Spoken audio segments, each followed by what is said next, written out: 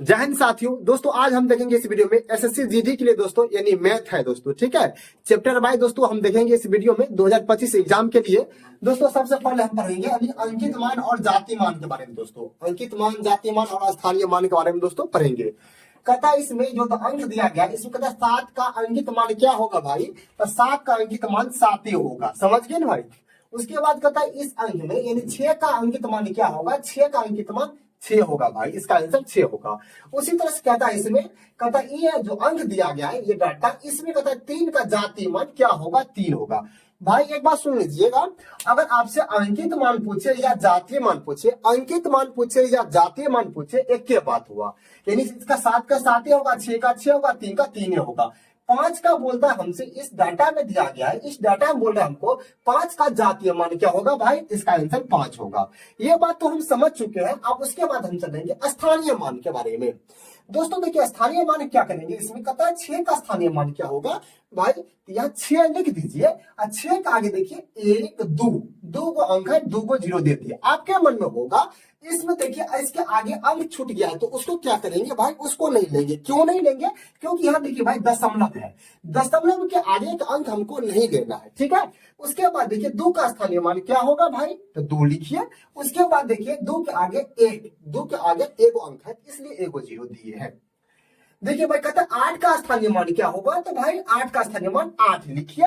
8 के बाद देखिए कोई अंक नहीं है, आगे में कोई अंक नहीं है भाई, इसको दशमलव के इस साइड वाला हमको नहीं लेना है, ठीक ना। उसके बाद देखिए कहता है 9 का स्थानीय मान क्या होगा भाई, तो 9 का है तो 9 लिखिए। 9 के पीछे में कितना अंक है, एको का अंक नहीं है भाई, नहीं अंक तो कोई बात नहीं, से पॉइंट बिठा दीजिए, क्या दिक्कत।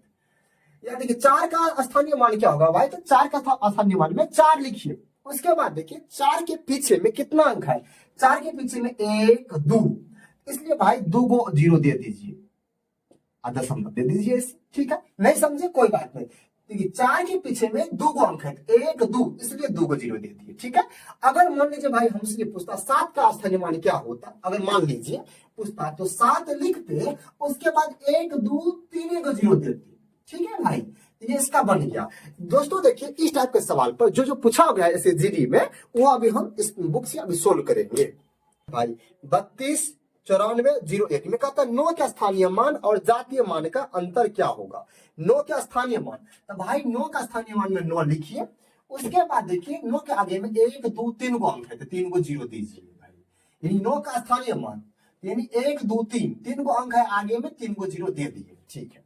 उसके बाद आगे ये कहता है और जातीय मान के बीच का अंतर। 9 का जातीय मान भाई 9 होता है तो 9 लिखिए। कहता है बीच का अंतर, अंतर मतलब होता है भाई घटाओ, यानी घटा दीजिए इसको।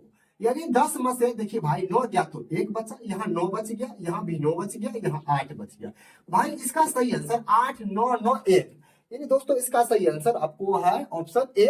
दोस्तों इसका सही आंसर मैच करता है, ठीक है भाई। कहता भाई इसमें कहता 3 और 7 का स्थानीय मान का अंतर क्या होगा, 3 और 7 का स्थानीय मान भाई।